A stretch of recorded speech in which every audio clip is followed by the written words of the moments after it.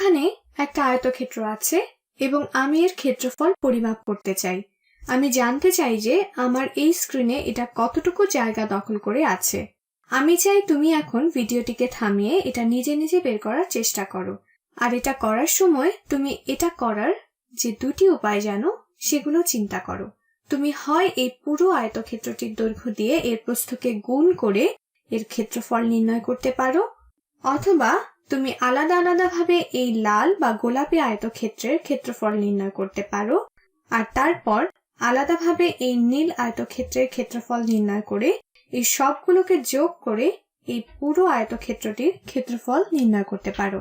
আমি এখন চাই যে তুমি ভিডিওটি থামিয়ে দুই পদ্ধতিতে হিসেব করার চেষ্টা করো। আচ্ছা, এখন আমরা একসাথে এটা করার চেষ্টা করে দেখি।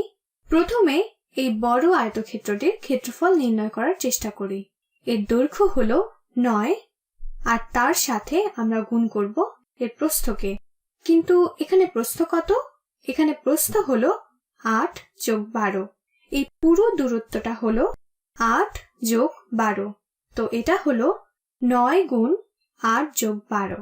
তাহলে এটা এর ক্ষেত্রফল নির্ণয়ের একটি উপায়। এটা হলো শুধু দৈর্ঘ্য গুণ প্রস্থ। 8 যোগ 12 হলো 20।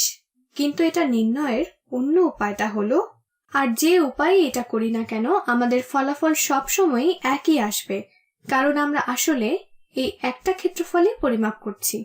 তো এখন এই দুইটি ছোট আয়তক্ষেত্রের ক্ষেত্রফল নির্ণয় করি, যেটা অবশ্যই সমান হবে এটার।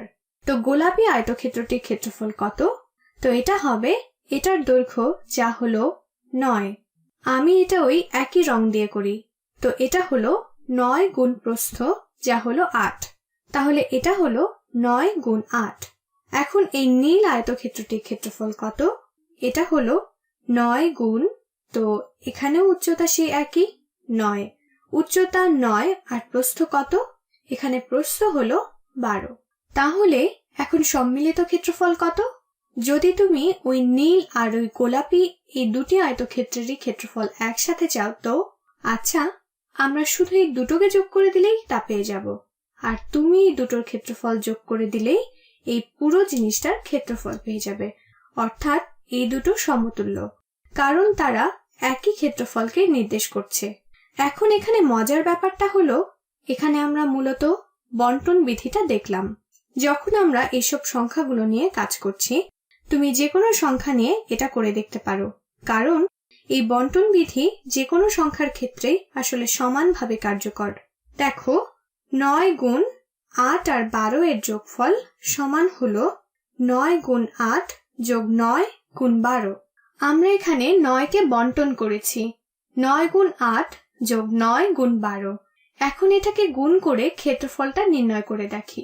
তো আমরা যদি এই দৈর্ঘ্য আর পুরো প্রস্থটাকে গুণ করি, তাহলে এটা হবে 9 গুণ 8 যোগ 12 বা 9 গুণ 20 সমান 180।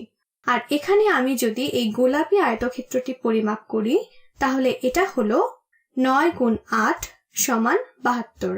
তো এটা হলো গোলাপি আয়তক্ষেত্রটি।